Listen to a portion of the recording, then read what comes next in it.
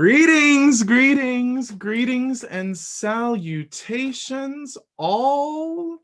We are so thrilled to be back with you for another installment of the Edible Spirit Hour.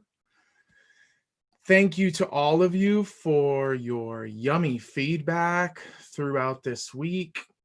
Thank you to all of you for tuning in. If this is your first time, welcome to one of the most sincerely wild things that we've ever done. Thank you for being a part of this community. Thank you for showing up here with us. Thank you for showing up for yourself. Just in case you've never seen this before, this show was created as a space for healing. Everything we've ever done as part of the Edible Spirit Collective has been to create spaces for healing. And this is no different. This is a space that is dedicated to healing and healers. And we had a wonderful conversation with someone this week about how important it is to come out in the context of healing, both in terms of the healing that you do. There's nothing to be ashamed of. That's one of the reasons why we're here. Everybody is working on something, and we created this space to normalize that and fabulousize that, maybe even. And additionally, we want you, if willing, when you're ready, no rush, to come out as the healer that you are, because the core of the Edible Spirit practice is that we all have a gift that is wonderful when we use it to make our lives better, but is magical when we use it, and delicious when we use it to support one another. And that's really what's behind this. So let's dive right in. We have an incredible guest tonight, but we will get to them in a little bit. For now, we bring you, first and foremost, as we do every week, the F Me update.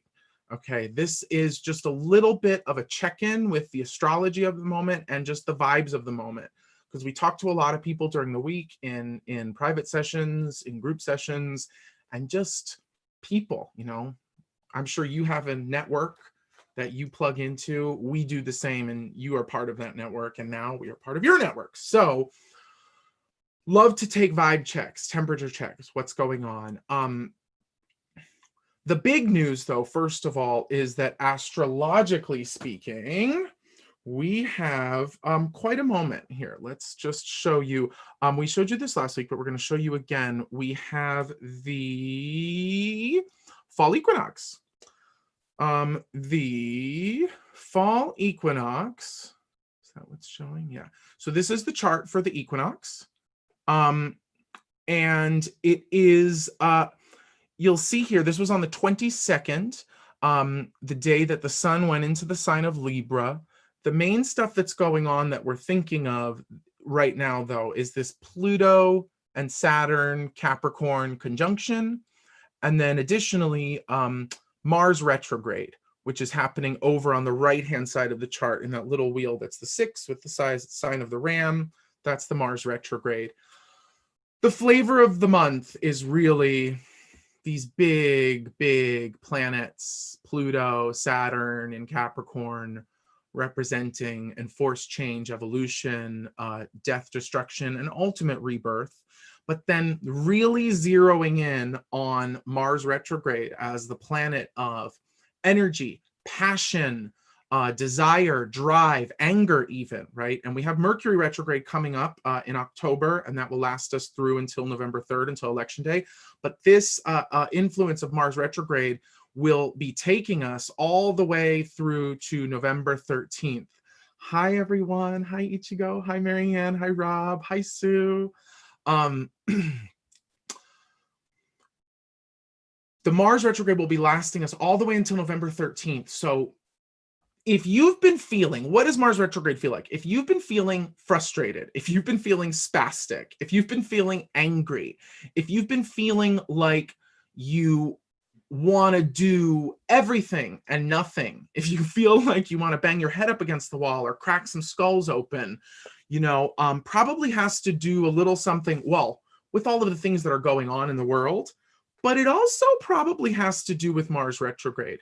And the way we've been talking about it is that it's got this little bit of a 2 steps forward, 1 step back energy, no matter what you try to activate using this fiery planet of yang energy to do stuff and accomplish stuff and get stuff done and make stuff happen.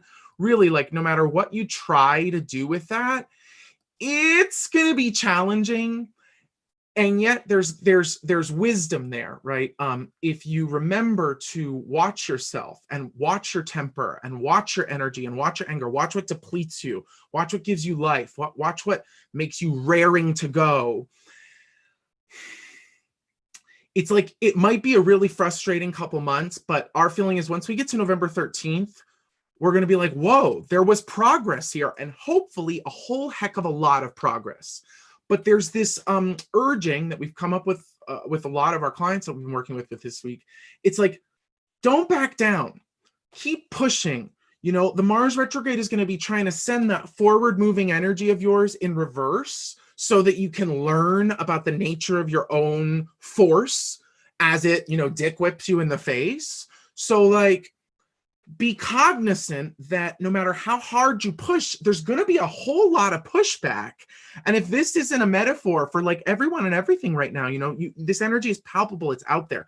So keep pushing towards what you want, but also recognize that it's not going to be a clean, clear blast of rocket ship forceful energy moving forward. Okay. So we go into this a lot more in depth in like a very rando equinox tarot reading that we did on IGTV. Maybe we'll put it on YouTube, but it's on IGTV now. It's a Mabon spread for the equinox. That's what the witches call the equinox. Shared with us by our friends at the Dragon and the Rose in Santa Ana. If you're in California, if you're anywhere and you need witchy supplies, holler at them. Don't forget also Harriet's got her holy water that's for sale through her website, harrietandthestar.com.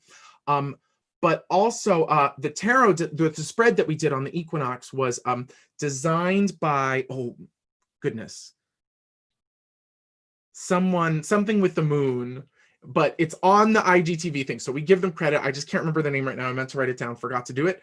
But it's this beautiful spread. And the main takeaway from it was the way we stay grounded during this fall season is to lean into the storm, is to welcome in the chaos ever so slightly. And it came through in a session the other day. Spirits were giving a client some beautiful guidance, which was sensitize, then stabilize, then sensitize, then stabilize, then sensitize, then stabilize. A lot of people that are feeling very out of whack and out of balance right now, it's because they're trying to stabilize without sensitizing. You can't let it all in because that could be completely overwhelming. Maybe you can. If you can, kudos to you, but I can't let it all in right now. But if I'm pushing it all out, it's going to cause imbalance. That's going to make it even harder for me to move forward, even harder to get anything done. And it's going to make it impossible to be grounded. So there's more in that spread that's just about the fall season. But we love this idea of the best way to stay grounded is to not pretend like there's not a storm wilding out there. And Harriet, who was on last week, also pulled a card of the week this week, which was the Death card, which just, I don't want to go too deep and too heavy too quickly, but we will probably get there because we have some Scorpios on the line tonight. But the idea is that if you don't let it in, then you're lying to yourself and to everyone. And just try. We've given so many people the advice of allow yourself to grieve the death that is happening. Allow yourself to grieve what's been lost, both in terms of lives, but also in terms of what you've lost. It's okay to grieve what you've lost in order to not necessarily thrive, right? Because thriving would be great, but we feel like that's a very tall order right now. Surviving and in balance sustainably while acknowledging the storm, sensitizing, and then stabilizing. I don't have much more room on my dance card for that, right? Sensitizing, stabilizing. And then if you can, pay it forward. Help someone, spread the light, call a friend, call a family member, call your senator, call your senator, call your senator.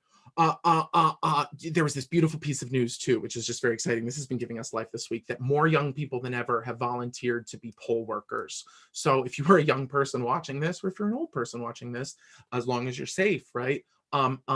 Volunteer, get the vote out, right? This is a beautiful moment. We're in Libra season to participate in justice, okay? To participate in justice while we also acknowledge and integrate the injustice and the imbalance and the chaos and the storminess that is occurring. You can't pretend like nothing's going on right now and expect to sustain your self-expression. Mars retrograde will smack you in the face and turn you around, okay? We're going to share one more little thing before we bring our guest on tonight. We have this really cute, fun thing. Okay, we'll get to that in a minute. Not sharing that. Okay, so what has been super delicious this week for us has been garlic butter. Okay, garlic butter. This is, it's from Ronnie Brook Farm, but we're definitely not telling you to spend what we spent on this garlic butter. But we would encourage you to make some garlic butter of your own using room temperature butter, a microplane grater if you have it, or else a mortar and pestle if you don't, or just super, super finely chop some garlic and like use the side of your knife to smush the raw garlic. You can even sprinkle a little salt in the garlic, and that helps you to make a paste by smushing the raw garlic on the, smushing the knife on the raw garlic with some salt will make a paste. Add that to some room temperature butter with some nicely chopped parsley and seasoning, salt to taste, and then put it on literally everything. Put it on literally everything. I smell so funky because all I've been doing is eating garlic butter. But you know, like I said, we got to do what we can to sustain and survive and be generous of heart and strong and supple in body. One of the ways we've been using it is with these like epic salads. Is with these epic salads on TV. When on TV, what am I talking about? So with these epic salads on toast. So we put the toast down, garlic butter, maybe a little something else, and then just pile it with greens, pea shoots. Even though conventional wisdom says stop eating raw vegetables now, we're hoping to have one of our friends, I believe we're going to have a friend on next week who's a Chinese medicine practitioner who's telling us, do not eat cold food right now. It's going to be hard on your system. You want to start eating warm foods, lightly cooked foods, room temperature water. You know, don't freeze your system. But we'll get to that next week. Okay, so thank you for indulging us in this deliciousness. Let's bring in our guest. Oh boy.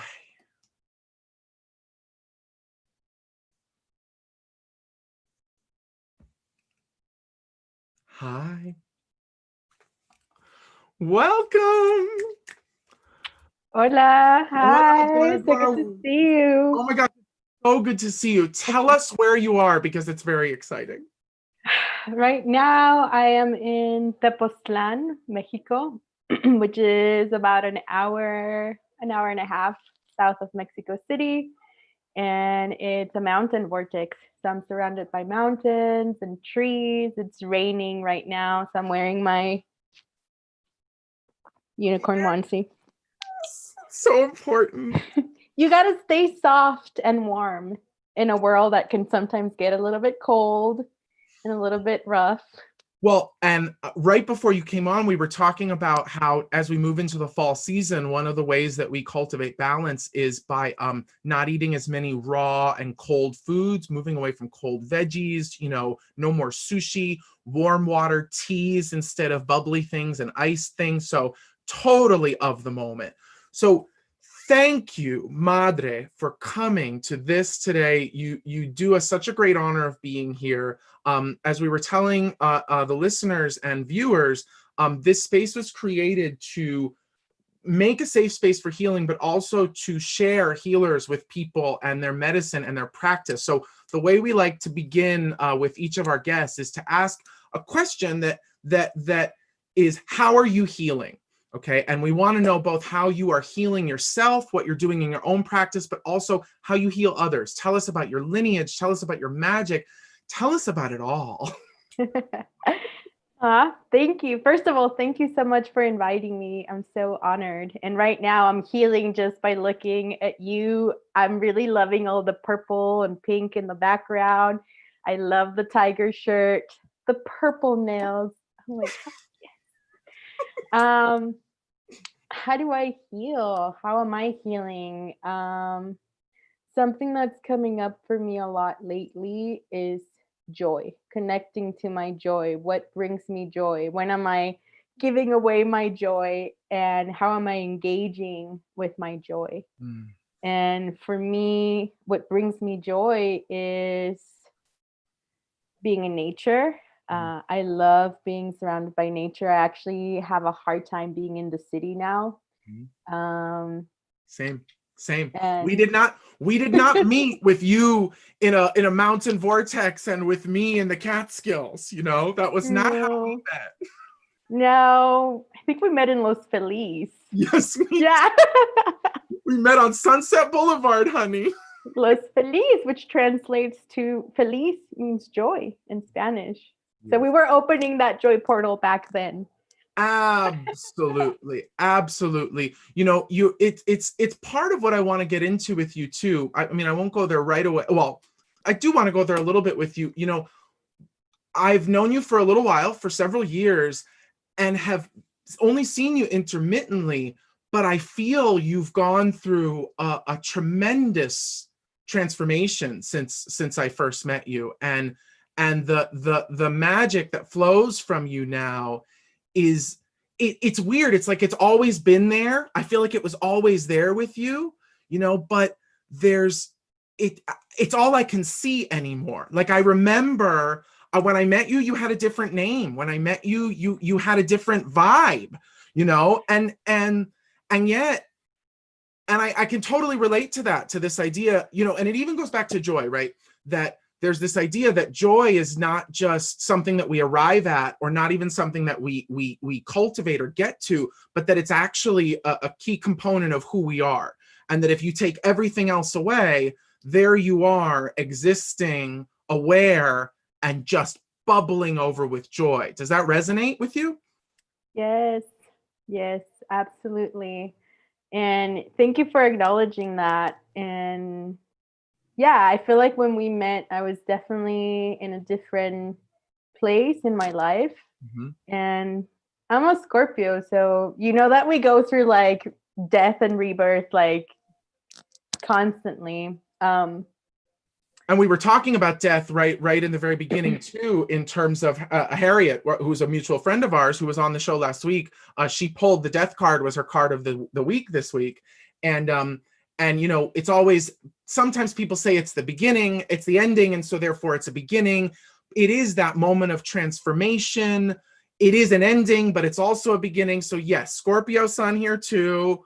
We vibe with this. So maybe tell me, you know, how do you think of your medicine now, and how do you think of what you offer? Tell us something about what you offer to the people that you work with. I know I read on your website, which is so beautiful, you know, that you've become a birth doula. That is correct, which is also working in between life and death, right?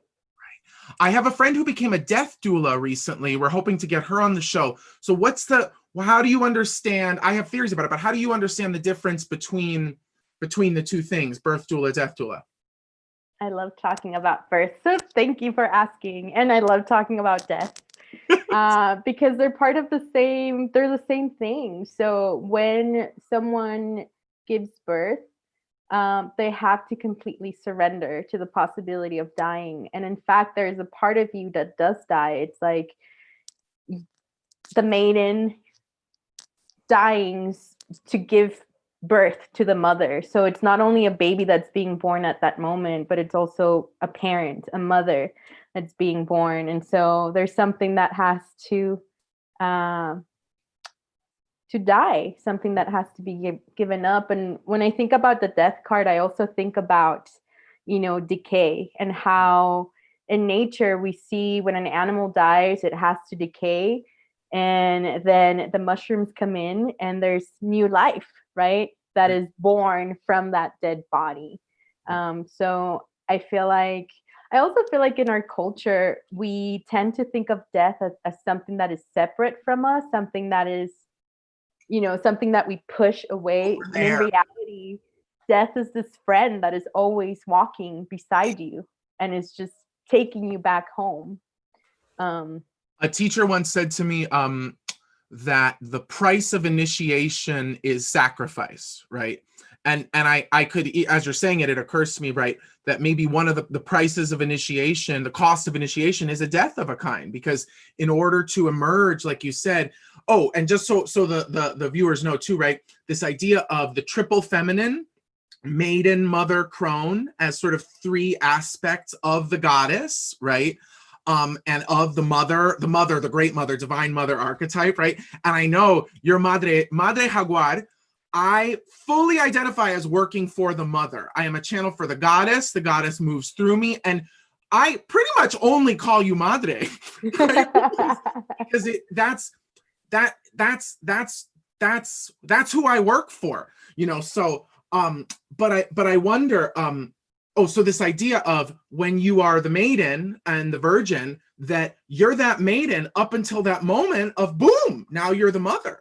And then as you grow through that maternity, you know, and you embody that aspect of the goddess and of the divine feminine, then there's another point where you're maybe not bearing children anymore, or not creating or producing in the same way. And then you tip over into this other archetype that they call the crone, that is the wise woman, the medicine woman, the teacher, you know, all of that stuff. So I just wanted to share that triple aspect with everybody.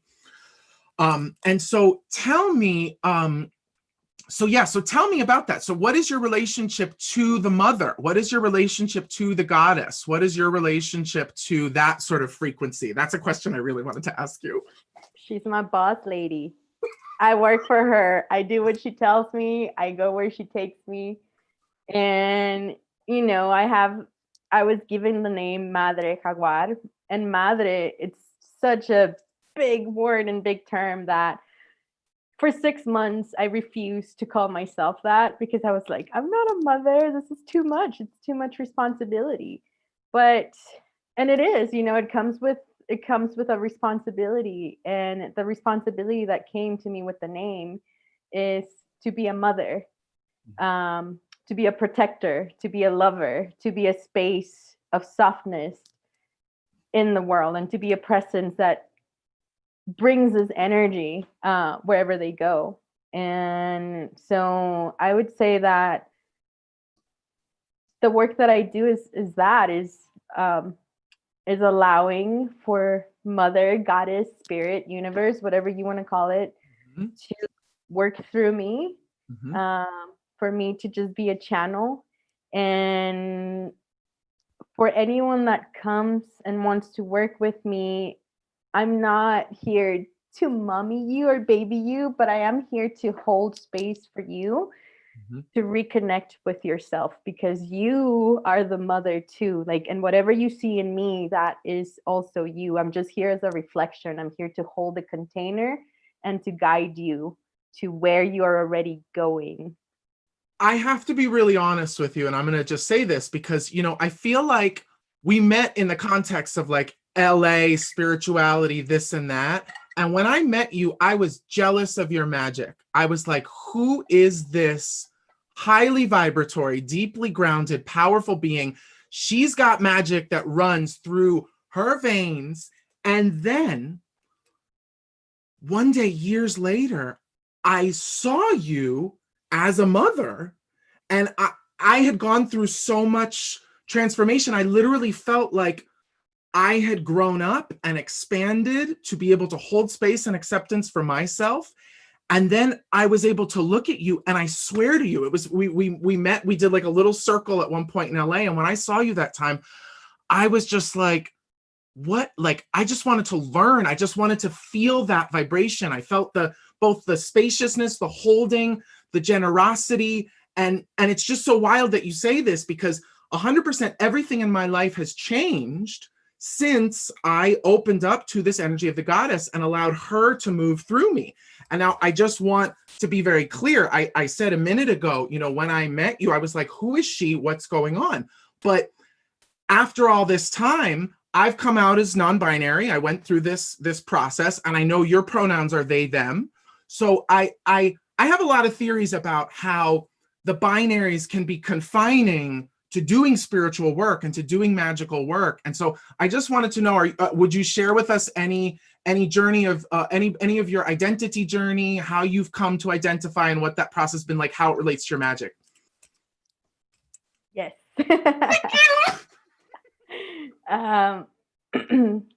So I remember asking my guides about this when I first started recognizing myself as a non-binary being. And I asked them about gender, mm-hmm. and they said, it's a non-issue where you come from. It's a non-issue. But right now, where humanity is as a collective, it's something that everyone's starting to tap into, and there's this awareness about it. For me, I feel like I've never really fit into any boxes that people have tried to like put me in. Mm-hmm. And I've always been someone that's very fluid. As a child, one of my favorite photos is of me wearing a little romper with a rainbow purse, but I had a belt with a knife and a gun. And so I love that photo because I feel like that pretty much describes my essence. I have this very like soft, feminine, motherly aspect to myself. But I also connect a lot with my masculine self. And it was actually during a journey with a plant medicine, which is a grandfather spirit, where I realized that I had been pushing away my masculine self because I wanted to fit into that box of being a feminine being. Totally. And so I was not, it was like this imbalance within myself where I was like completely denying my masculine aspect and trying to just like be super femme. And it just wasn't working. And I noticed that I started getting really triggered when men specifically were calling me sister. Wow. And to this day, I still get a little tense when people call me sister. Yeah. And so I sat with it. I was like, why does it bother me? Like, where is this coming from? Why don't I want to be called a sister? And then I realized that it's because on a soul level, I don't really feel like a sister or a brother. I just feel like spirit. And one of the ways I've said it before too is if I'm really on a roll, I'll say I identify as cosmically trans because my identity is sourced in something which is way beyond a binary. And anybody who's has an awareness of energy or the universe or who's done used plant medicine and these little containers that we find ourselves in, they become confining until we recognize that they can't confine us. And just to tie it back to the goddess too, working with my guides a while ago, they said to me, you work for the goddess, and what she wants is to feel herself expressed fully through you expressing yourself fully. Right. And that's the same thing that our ancestors want, right? 100%. They want us to be living our best lives. They want us to be happy. And yeah, also, we started having a binary system about 500 years ago, right? At least in this continent. But before that, indigenous peoples recognized that there were more than two genders. There were many genders, and right. They recognized two spirit beings as being, and the two spirit beings were usually the medicine people of the tribe, right? Able to travel between the worlds, able to exist. Even in Hinduism, the idea of and meditation in Buddhism, non-dual thinking, right? To become identified with an awareness that is not confined by either or. We also see it in the third eye, right? That you can look through this eye, or you could look through that eye, or you could close the eyes and ping. right? And now Um, imagine if we had been raised knowing that, if we had had that option, and which is why it's so important that we have these conversations now so that future generations have that option. And then it won't be such an issue as it is right now, right? That's when it becomes a non-issue, when everybody gets it. absolutely. I was lucky enough to have a spiritual teacher who taught me psychic stuff, who was actually part of a crew of people who were working in the Southern California, academic systems and the college systems when after in the 80s and 90s, when LGBTQ was like just becoming a thing, and so they were teaching psychic stuff by saying, like, you're going to have to come out eventually. And if you've come out as queer, or if you've come out as non-binary, if you've come out as anything, you're already like halfway there, because you got to respond to something in you that is, is true, that is real, that nobody else is as invested in you expressing as you are. And that you run the risk of like confusing people, getting reactions, this and that. And yet I would just argue, going back to our Scorpio stuff, existence is a series of coming outs, right? Death is a shedding of a skin, of an old box, of my maiden skin, to become a mother, to become a crone, to become an angel. Like, who knows, Okay, I want to just take one more second. I'm going to ask you another question. I'm going to dive into your AuraPic now. This is something that we do, where you sent me this picture a little earlier. I'm going to start drawing on it, and then I'll give you a little bit of a reading. But I tried this with Harriet last week. I want to do it again with you now. While I'm drawing, can you tell us about some of the tools you use? And you can either tell us generally or tell us what your favorite is right now. I saw you posted on Instagram the other day those bees that make the honey, that grow the bees in the yes, the Melipona bees. The Melipona bees. So tell us about, I like I said, like, the way you engage with nature, the way you engage with animals, the way you engage with children, with people, with tools, I just feel so much grace and care. Come to think of it, it's like you treat all of these things like your babies. All of the tools, all of the plants, all of the trees, all of the medicine. So just tell us what's in your toolbox, what's in your bag of tricks, and then I'm going to share and just start drawing on your AuraPic, okay? This right here, this is the number one tool. My body, my voice. But I do work with crystals. I feel like crystals were one of the first beings that started connecting with me and sharing wisdom in regards to how to work with them and how to channel energy with them and through them.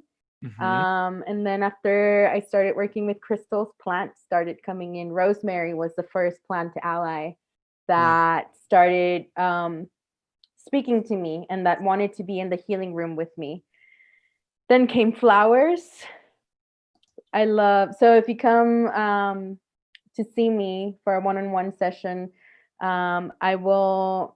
you basically become the altar. I will place on you crystals and herbs and flowers, and we will work with, I love working with copal, smoke. Heaven. And I also work with all of the elements, with wind, and that comes in terms of like working with feathers or sacred offering smoke, fire. I have candles in my healing room, but also it's like life force energy. When you're channeling that is also fire. Then water, which is used for emotional healing and cleansing and purification to help things flow. And then obviously working with earth when I bring the crystals and the flowers. But I just want to point out that all of these energies are already within us. So even if I don't have a specific flower handy, I will connect with the spirit and the energy of that flower, and I will bring that energy and that spirit into the healing space. Totally. And I think that's really important, because it's a misconception when a lot of times when people start getting into spiritual work or start tapping into their healing powers or healing energies, they go to a store and they buy a whole bunch of stuff and they go whole hog, and I always try to remind people, your intention, all of these tools anchor the intention of your mind, the vibration of your spirit, and they amplify through your body, through whatever you're doing, whatever that intention is. But as long as the intention is clear, it's like the tool is a backup. The tool is there to just keep it really, really super anchored. But let me ask you this, sitting down there as you are in Mexico, what's the story with appropriation of things like copal? Is it okay for people who are not versed in copal? I'm a Greek and Croatian, and remember a few months ago when everybody was like, the Palo Santo is not good to use, it's falling all over the place, people are harvesting it wrong. That was when I was like, oh my gosh, I feel weird about this. And I picked up rosemary, was the first thing I picked up, because I literally cook with rosemary all the time. So can you share how you feel about that, or what your thoughts are on using tools or using plants that are not necessarily part of your own lineage? Thank you for bringing that up, and thank you for asking. I feel like first we have to connect to our own lineage, to our own families, to do some detective work and ask how our ancestors used to, what they used, what plants they were working with, and then connect to those. But if, for example, you're feeling really drawn to copal for some reason, then I would say develop a relationship with that plant. Get to know the plant and why it's speaking to you. And then when you work with that and you're sharing this plant with other people, always make sure to mention where it came from. And yeah, it's like, and the same with teachings and wisdom from teachers and elders. Always mention who gave you that wisdom, where it came from. I hope So that answers sacred. the question. It's a beautiful way of saying it, where you're basically saying, like, come correct. It's not yours, so don't act like you own it. Nobody owns anything. And yet I feel like this can be part of, sometimes like progressive spiritual finger wagging Facebook, to be like, put that down, don't use it. Who do you think you are? And yet, if you really develop a relationship with the plant, meditate with it, sit with it, speak to it. Great example. I wanted to show you guys this. Oh, here, I'll show it to you and then I'll come back to it. A friend of mine gifted me a drum that was made by someone in LA, but who is not Greek and not Croatian. And I felt weird about it. And I was like, what am I supposed to do? I wanted to bring the drum to show it to you, to be like, look at my drum. And she said to me today, she was like, nope, leave me covered. Do not touch me. I'm not going anywhere. And I was like, can I show a picture? She was like, yeah, you can show a picture. So I wanted to share that, just because it was like, oh, same person who gave me this drum introduced me to yoga for the first time. And yoga really brought me so much healing in my life, got me centered, got me grounded, got me healthy, and is the idea is not, no, I shouldn't use it because I'm not from India, but really it makes me think of some of the yoga studios that don't let people say Sanskrit, and that act like this is something that is, created by white people for white people, when not. It's an ancient lineage, right? So just to honor it and to exist in a humble, respectful relationship with the wisdom that has come before us. Yeah. Right. Respect. And it's not like you went out to buy the drum, right? That drum came to you. So that drum is meant to be used by you. And I would also like to point out that some of the first drummers came from Greece, from the priestesses who were also beekeepers and who would drum to move the hives. No. Yes. So it is part of your lineage. If you are of Greek descent, your people were drumming to move the bees around.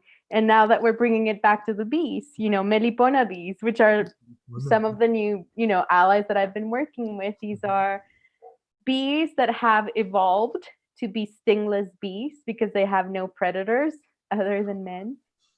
And they live in the Mayan jungles, so in the Yucatan Peninsula and also Central America, and they feed only from medicinal plants. So they don't produce as much honey as the other bees. And usually we'll only find like small vials of them, and it's mostly used just for like topical application Right. for healing cuts or burns, and it's really good for your eyes.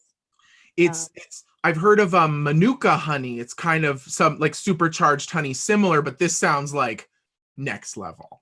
Yeah, and manuka honey is really good to eat it, right? It has like a lot of nutritional value, and melipona you usually use externally, and you don't get as much honey from them.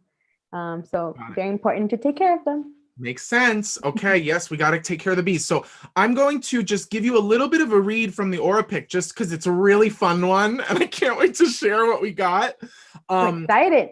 But then also, just so you know, anybody who's watching, if you have a question for Jaguar, or you have a question you want to ask, or you want a little read, Jaguar does work as a shamanic healer and also as an oracle. So, you know, as long as you're cool with that, you know, we'll take you all in a moment and let a couple of you into the room and if you have any questions. So get ready for that. But for now, I want to offer this AuraPics to you just to call it out, because it's pretty cool. Okay. So pink in the AuraPics project indicates guidance and spirit. And I love, are you a righty or a lefty predominantly? I'm a righty. Wonderful. So on your left side, it's nice, receptive side of you. Pink has to do with the ancestors. Pink has to do with the guides, but also I feel that this side of you is consecrated by these spirits because this is the side that the mother comes in from, right? That she rolls up and comes crashing in here. And yet what's beautiful is this green that's a lot of times the aura and the AuraPic is a little tighter around people, and yours is very big and yet very clear, nicely symmetrical, super spacious. And then there's these cute little actions going on inside that we get to describe for you. So on the right, on this left-hand side of you, the green is indicating that you have actually harmonized something recently in yourself, and that you have harmonized and stabilized this open channel of just this mother flow coming into you. And yeah, it's like it's still getting its bearings. So I would say, like, pay attention to this during Mars retrograde time, that like that you know, you may end up experiencing intensity of energy in terms of what's being asked of you, or in terms of what you're being asked to give to others. But the green in there really just says, to me, that's the color of initiation, right? Or of sort of passing a test or getting through something. And I'm going to jump over to the other side where all of this yellow is, right? I love this yellow. The yellow is a color of learning through conflict. And so this tells us that your spirit is being called upon, this beautiful outer reach of your aura is being called upon, I think, to use some of this yang energy and to kind of push up against the boundaries of your quote unquote limitations, knowing and acknowledging that you are fully an unlimited being. But it's asking for just a little bit of, well, it's not even asking, it is welcoming and calling in a little more fire. It's calling on more fire from you by calling in some conflicts. Okay, so I would just say that your Mars retrograde is probably going to be about continuing to stabilize this balance between this pink crew, family, ancestors, goddess that is just holding open the portal to the goddess frequencies, the mother frequencies for you. The beautiful green, which is saying, oh, P.S. that green probably, what is it? What is it? Tell me, Aura. Yeah, they're saying you're like week and a half to 3 weeks ago. So somewhere in the 2-week mark, that green was yellow. That green was causing conflict, challenges, and lessons through collision, lessons learning through conflict about your goddess channel, right? And about your work and about your service and about who you are and how, not who you are, sorry, about how you flow and how you transmit these divine frequencies and these maternal frequencies, okay? So I think that's really good. It's almost like you've stabilized that. And so therefore, now Spirit's saying, okay, now it's time to let it out on the other side, to express it out of you on the other side. Now, here's the really cool part. These little baby greens here, these are all nature spirits. All these little baby greens here. That's what I thought. I was like, those are fairies. 100. And I think you saying you work with the elements, I literally think that you could lift your hand up. I'm gonna pause it for a second. Lift your hand up, right? And go, and like all of these elemental spirits would just go.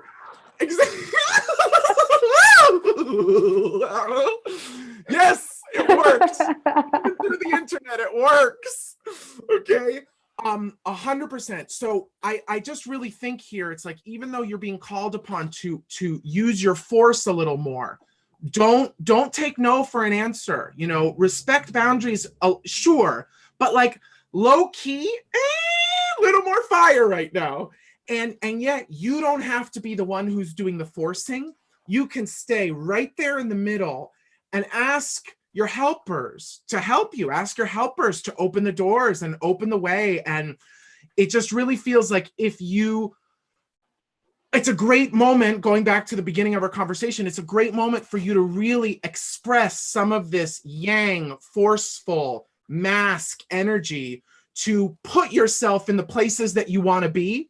And yet it's like you don't even have to be that forceful about it, because you have all these nature helpers that are going to open those doors for you. So let your intention be to keep going, and then let your team and your supports help you go gently and walk with a really soft footstep, and watch transformation happening all around you without feeling like you need to be the one to cause those transformations. Okay. Last and finally, we come into this beautiful blue, which these are your teachers. These are your wisdom lineage. This is, and what's so cool about it is, I thought it was just going to be in above your head and then in the second chakra, but it's really saturating your root, your pelvis. It's telling us that your teachers do speak to you through the lower centers in this beautiful way, that you're not just here to bestow wisdom on people, you're here to bestow wisdom from within people, right? That your wisdom comes out through your body, and that your medicine brings wisdom out through other people's bodies. It helps them to connect to their own wisdom. Okay. Yeah, she's schwitzing over here. So that's your AuraPic. It's beautiful. Thank you so much. It does resonate with me a lot. Does it? Yeah. Okay, good. Yeah. Thank you. You're very welcome. It's my honor. It's a pleasure. It's always so much fun to check into people. And what I always tell people is like, this is what your aura, this is what your energy shows, because it's ready to be worked with. It's ready to be healed. So in getting to work with someone like, and healing doesn't mean to fix it, right? Healing means to bring the awareness into it, so that, like we said, that becomes the new life, that becomes the new normal. And any skins that are not in alignment with this presence and this moment can be shed. So it's just this, it really feels like you've come through something and now you get to move into something else. So that's super exciting. Thank you, thank you, thank you. Thank you. So now we move on to a little thing we like to call 1-900 Delish. So we're going to bring in, we have a couple people that are going to come in. So let's see, let's bring in Elisa. Let's see. Hi there, Elisa. Hi. Hi. Let's see, okay. Hi, thank you for joining us. Hi. Hi, how are you? Wonderful. Do you have a question for us, for Jaguar, for myself? Anything? Welcome. Thank you. I just found out about you from my friend Ichigo Tofu, and she's been talking to me a lot about how great this is, and I just kind of wanted to pop in and check it out. I didn't really have a specific question. I wasn't sure if I should have thought of one, but I just kind of wanted to check this out. And Great. I'm so glad to hear. I guess I am going through some things in my life, but I don't really know how to phrase a question about it at the moment. No problem. How about Jaguar? You getting anything? Anything coming up? Anything you want to share with Elisa here? So I feel guided to pull a card from an oracle deck. And the card that came out is the arrow. And to me, this is about focus and being very clear about what you want, where you're going, even if you don't know how you're going to get there, but it's about just focusing on the goal and forward movement.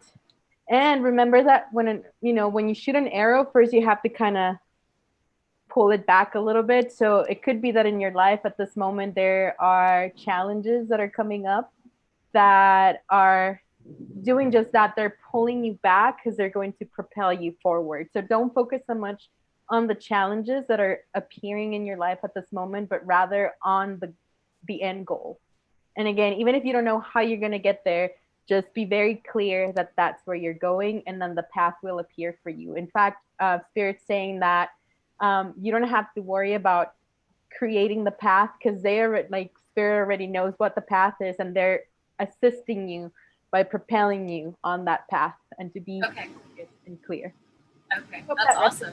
You feel Thank that? You. Yeah. So what's great about that, I just want to hearken, there's so much great language for all of you watching and listening that Jaguar just used about Mars retrograde, right? The challenges that are there, don't be worried if you're pulling back, because you're going to shoot forward. So the resistance is there to build up strength and to build up resilience. And what I pulled for you from this deck was a past life. And this is from Marcella Kroll's Sacred Symbol Oracle deck that we've been using and loving and just having such a great relationship with.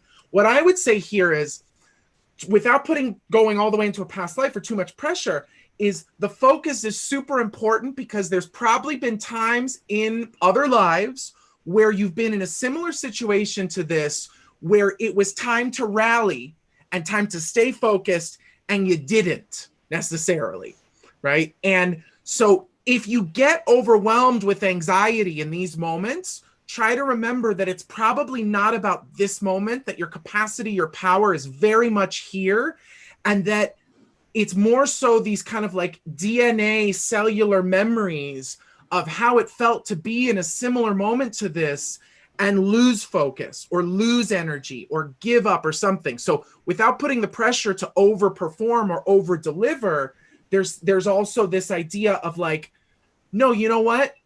Push a little, go a little, keep going. Don't let yourself be restrained or repressed, because your heart's been broken because of that before. So the tenacity and that forward motion, exactly like Jaguar said. Okay. Okay, that's awesome. Thank you so much. Thank you, Elisa. Thank you for being here. Okay, we'll see you later. And then I'm going to bring in, another dear beloved one. Okay, let's see. Are they here?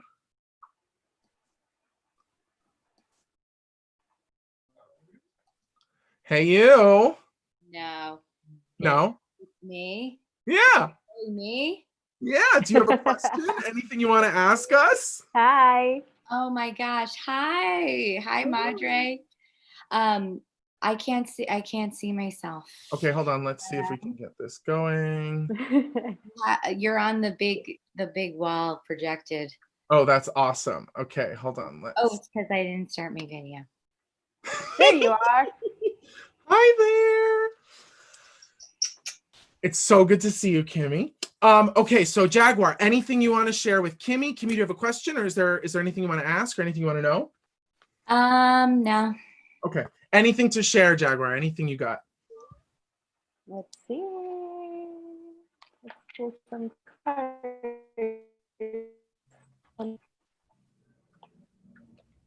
Ooh. You got the sorcerer. So sorcerer is very much like the magician on the classical tarot, right? This is about recognizing the power that you have to create and shape your reality. Mm. And it starts with what you're thinking, right? Before you cast a spell, you have to know, why am I casting this spell? What is this for?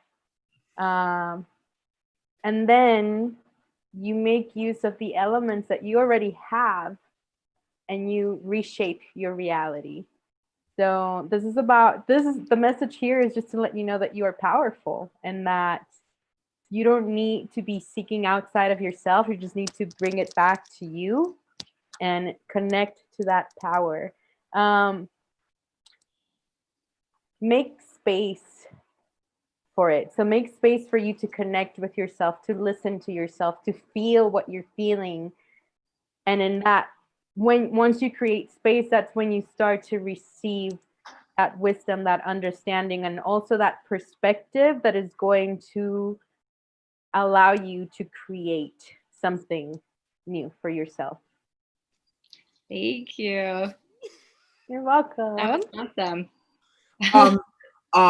I'm not gonna weigh in on that because that was just that was just flawless. We're good. Thank you so much for tuning in, and I'm a big fan of the hour. thank you, Angel. We'll see you soon. Okay, cool. This is fun. Right? It's fun. Okay, so I've always wanted to do this. Yes, I'm like fulfilling a childhood fantasy right now of being on a show and like taking callers. And I never knew that it was going to be in this way, but I love it. It's the most fun. And you know what we're hoping to do is we're going to keep doing these to really focus you all in your practices and share them with people. But then I have a feeling we're going to bring a couple together that are just about like, let's get together and read and take people and take callers and just really make it like a big old, you know, Zoom room moment of something. So we will definitely be doing this again. And thank you guys who came in for readings. We're almost done here. So I just want to check in with one more thing with you, which is our last little segment, which we call Yumminess. Okay. That sounds delicious.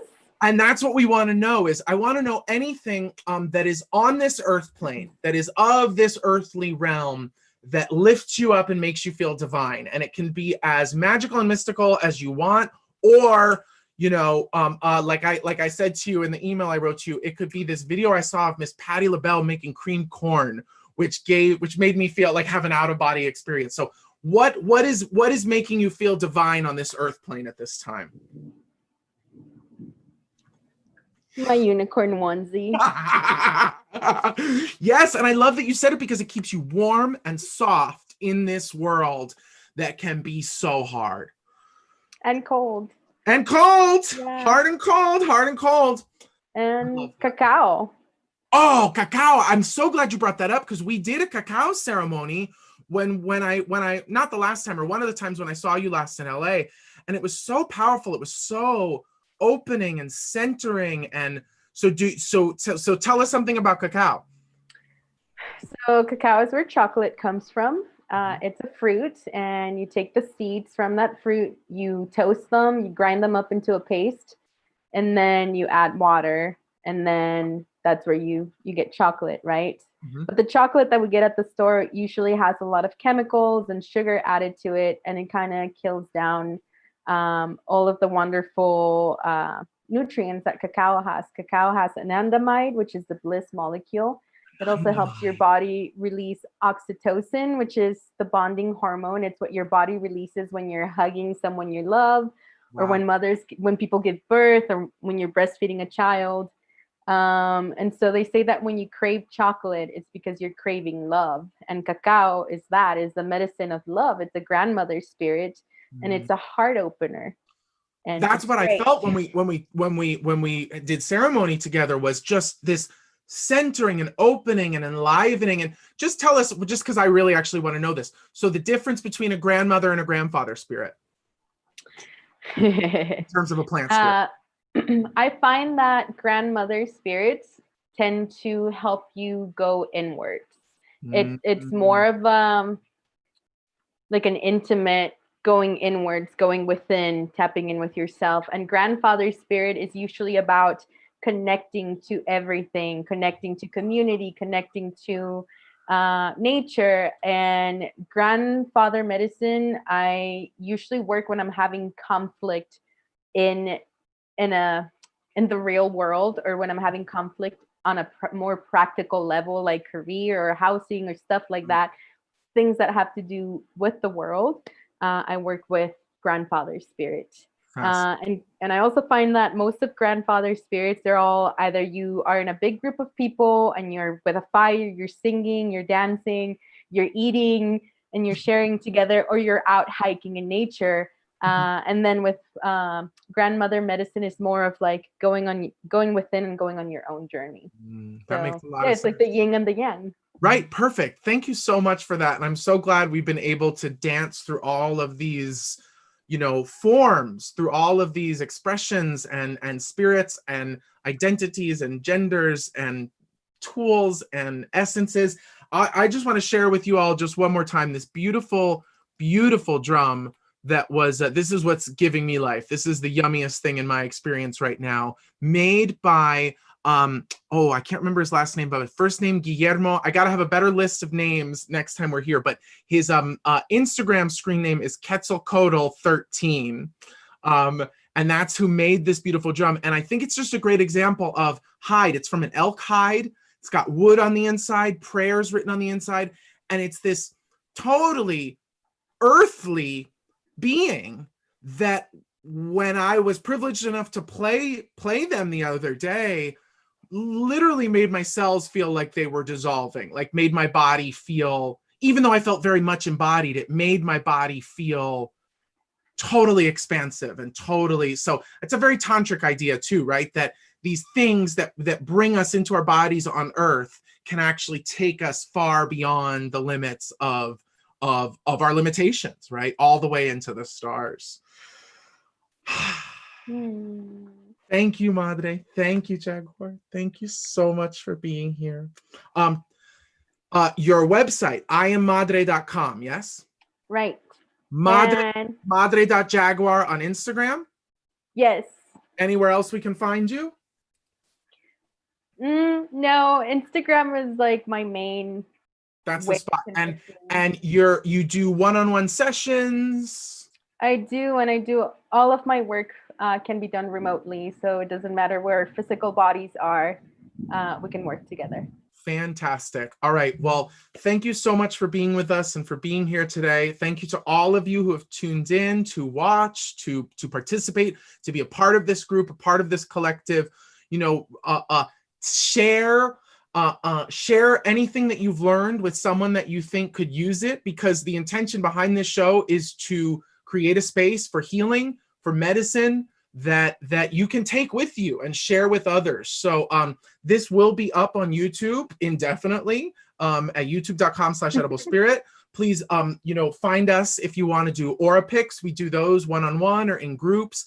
We are also still offering reparations readings as reparations for Black people, Indigenous people, people of color. These are 30-minute sessions that are introductory, just because with the amount we've been doing, we're only giving people one at a time, but they're not introductory. They're the real session.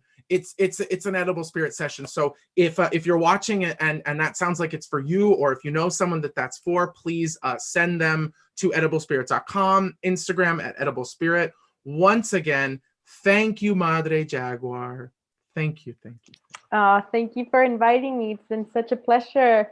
And I hope that you continue doing these and that you continue growing, expanding, and touching many, many, many, many hearts all over the world. Sending you so much love to you and everyone tuning in at this moment in the future.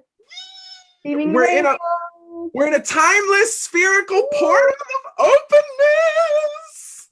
All right. Bye-bye, everyone. Thank you. Thank you.